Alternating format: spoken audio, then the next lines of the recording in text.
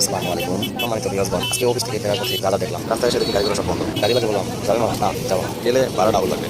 মামা হলো কি, 5 টাকার ভাড়া 20 টাকা? গেলে যাও, না গেলে দূরে থাকো। বর্তমানে রাস্তার অবস্থা এরকম। আধা ঘন্টা দাঁড়িয়ে থাকার পর পেলাম একটা অটো। তাও আবার ভাড়া দ্বিগুণ গুনতে হবে। কিছু দূরে আসার পরে নামিয়ে দিল। গাড়িওয়ালা মামা বলে আর যাবে না। তারপর দেখা গেল সামনে এই বিশাল ট্রাক রাস্তার মাঝখানে বেকা বিলে কাত হয়ে দাঁড়িয়ে আছে। তারপরে দেখা যায় শত শত ইট পাথর আর রাস্তার ভিতরে হাহাকার। মানুষ যেন আর বাসায় ফেরার মতো না। পরিস্থিতি খুবই খারাপ। আগে পড়েছি শিক্ষা জাতির মেরুদণ্ড, এখন দেখি শিক্ষা জাতির মৃত্যুদণ্ড।